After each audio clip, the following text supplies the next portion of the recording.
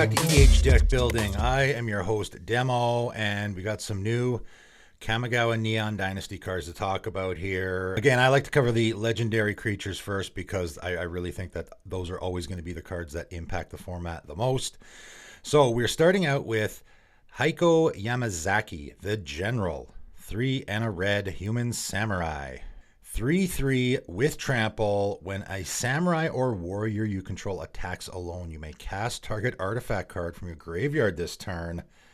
That's very interesting. This is only an uncommon too, so clearly they think this is a not very powerful ability, right? They think this is just okay. As a build around, I think it's great. I really like that they made it monocolored. Red does artifact recursion actually really well already. Goblin Welder is one of my favorite cards of all time. Certainly is going to go in this deck without question. Just going to work great with the, I sacrifice an artifact to get something big out of my graveyard. And then the small thing that I sacrificed, I can then recast with my commander, right? Because you have to pay for this, obviously. You're going to attack and you're going to have to pay for the cost of the artifact. Very similar to a Silas deck, right? This is essentially exactly like a Silas deck. The only difference is this is an attack trigger, so you don't actually have to connect. That's actually really important. Also, obviously you can attack with your commander here. Your commander's a samurai, but I wouldn't risk it, right? If I was building this deck, I'm putting a bunch of samurai and warriors in this deck, but preferably ones that are hard to block. Like if you can find, I don't know how many you're going to find with samurai, but warriors, there's obviously going to be a ton of warriors in red. And I would try to find as many warriors as you can that are, maybe flying. How many warriors out there are flying? I don't know. Menace is probably, there you should be able to find a few there.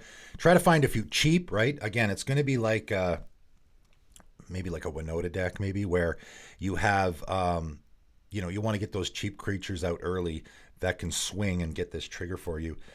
They're attacking alone. So again, you can use, I don't think there's any exalted stuff in red, but you can use the, there is a few things that benefit. I actually made a deck like this similarly a while ago. So I'm kind of familiar with, there are some cards out there that are going to benefit your creatures for attacking alone. So those can go in here as well, but I like it. I really like the design,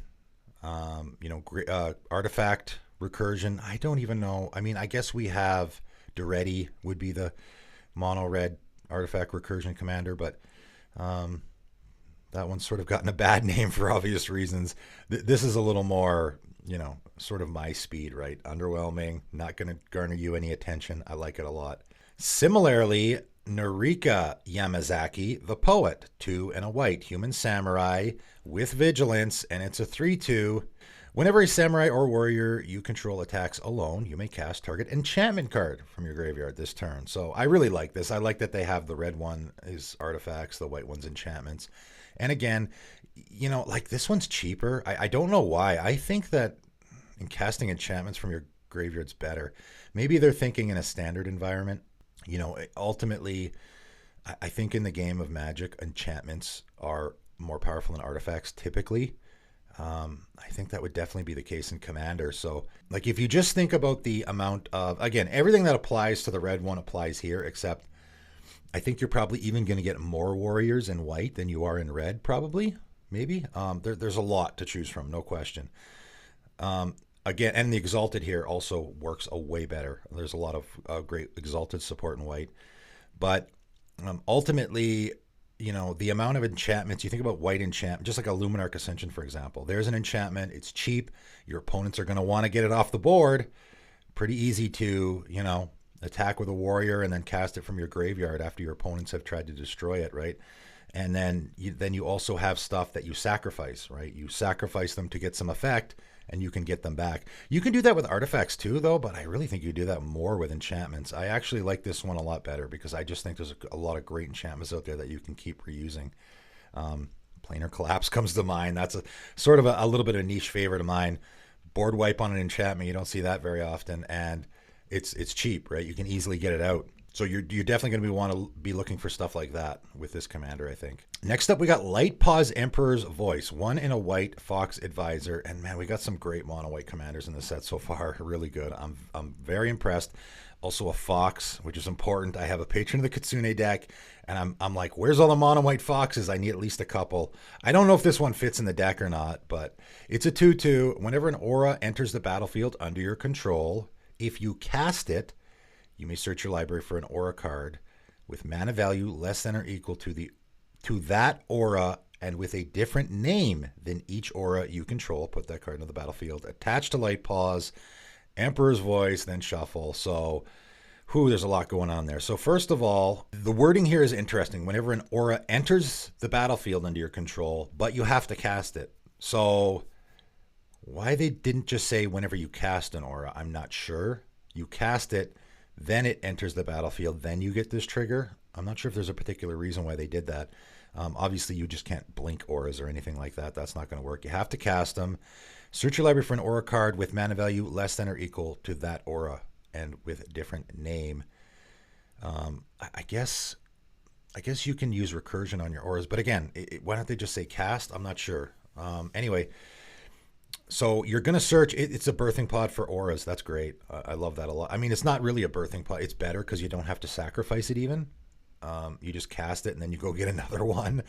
You have to attach it to Light Paws, but I think that's okay. By the way, the art, of course, is amazing. You have to search with a different name, which, of course, in Commander is meaningless. They're all going to have different names, right? So you have to attach it to your Light Paws. Really cheap Commander, too, which I love.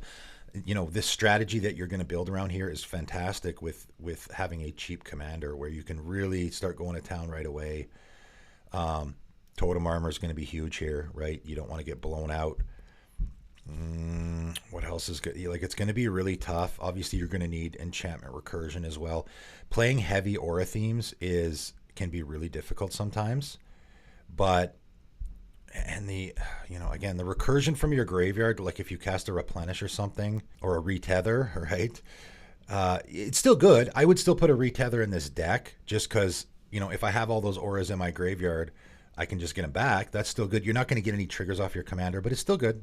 It's still really good. We're tutoring, right? This is tutoring on your commander, right? Again, just like with a Zur or something. I mean, Zur obviously is a lot more broad with what it's doing. That being said, though, again, this is a birthing pod style of effect where you're going to want to build this deck to have lots of auras of lots of different CMCs, right?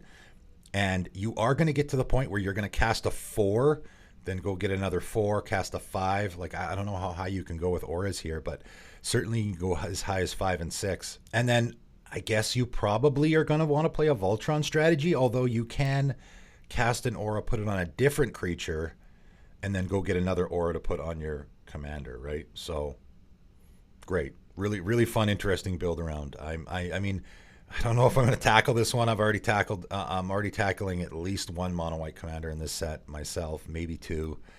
I don't know if I'm going to have time to do 3. There's a lot of great mono white commanders in this set. And finishing off today with a couple of lands again. I really think this land cycle is super, super important. We've seen the green one and the red one already. This is the blue one, Atawaru Soaring City. Legendary land, of course, taps for a blue. So again, just like with all the rest, there is 0 downside to putting this in your deck, and has that channel ability. 3 and a blue, discard Atawaru Soaring City, return target artifact, creature, enchantment, or planeswalker to its owner's hand. This ability costs 1 less to activate for each legendary creature you control. Pretty good. Again, I still don't think it's as good as the green one. The green one just seems to be a head and shoulders above all the rest for whatever reason. Definitely good, though. Definitely fantastic in a pinch. I'm going to save my life. Bounce that creature that's about to kill me. I really like the idea of, just as an example, my opponent's got a Winter Orb, and, right before my turn, I'm going to just channel this, right? And again, as has been mentioned a few times, for those who don't know, that you're discarding this from your hand, so this can't be countered, okay? This is not, a counterspell doesn't work here. So if you're playing against a heavy control deck, that's why these cards are going to be extra good, because against, someone who's playing a lot of counterspells, the counter doesn't work here. A Stifle does work, however, by the way, another selling point for that card. But get that Winter Orb, like you're on your opponent's end step, I discard this, bounce that Winter Orb to their hand so that on my, turn, all my stuff untaps, or I'm about to go off and my opponent has a Smothering Tithe. I want to get it off the table or something right before my turn, something like that. They're about to ultimate their Planeswalker, even, get that off the table before they can do that. It can be a life-saving effect, and there's zero downside to putting in your deck. So this is the second best one I've seen so far. It's definitely really good, and again, why not put it in your deck, right? And then the black version, Take a Numa, Abandon Mire. Legendary land, of course, and taps for a black and has channel 3 and a black. And I'm just thinking all of the rest are, they're 4 mana to activate. Why is the green one only 2? The green one has the best ability out of all of them, and it costs less to activate. I'm very confused on that. Very confused. I mean, my guess is that they thought that your opponent goes and gets a land of any land type and puts it into play was just really, really good. So that's such a big downside that it should cost less. I disagree. I think being able to kill, I mean, especially again, in a limited format, maybe it's a different case, but in Commander, man, being able to destroy an artifact, enchantment, or non-basic land at instant speed is just so good. For possibly just 1 green mana. Oof, busted. Anyway, discard Tekanuma, Abandon Mire, mill 3 cards. Okay, so you're milling yourself, then return a creature or planeswalker from your graveyard to your hand. This ability costs 1 less to activate for each legendary creature you control. So again, I just, you think about the cards that typically return stuff from your graveyard to your hand, they cost 1 mana, 1 or 2 mana, right? Very confusing, Or you think about the red one, and how much does it cost to put a couple of token creatures into play? Krenko's Command or something, 2 mana, right? Why so... And I completely understand making it 4 because it's on a land and it's going to cost 1 less to activate, or maybe even 2 or 3 less to activate. I totally get all of that. All of them make sense the way they did it, except the green one. I don't get it. I just don't get it. It's so far, it's just a head and shoulders above all the rest are pretty in line, I think. Still think the red one's probably the worst. It's still really good. They're all great. They're all going to be auto includes in Commander decks. I still think the red one's the worst, and this one, I think, again, I really like the answers thing. That's why for me the green one is far and away the best. The blue one's probably second best because I like, in a pinch, being able to answer what my opponents are doing. This one's good too. This one's definitely good. Again, you could just put it in any black deck. Returning a very important, I mean, someone kills your commander, right? And then, maybe someone board wipes on their turn. You let it go to the graveyard, and then on the end step, you just put it back in your hand so you can cast it again. Pretty great. Yeah, without question, these are going to see a ton of play in the format. Hard to say how expensive they're going to be. They're going to be expensive. The green one especially. Also, it also always depends on how much they get played in other formats, right? If everyone's playing these in Standard and Modern as well, yeah, they're going to be pricey, I think. But we'll see. That's it for today. That's... a few more legendary creatures and a couple more of our legendary lands. We only got the white one left, and I'm pretty excited, I gotta say, to see it. It seems likely I'll be putting it in all my mono white decks for sure, but hopefully I can get my hands on a few of those lands. They're pretty fantastic. But that is it for today, and thanks for tuning in.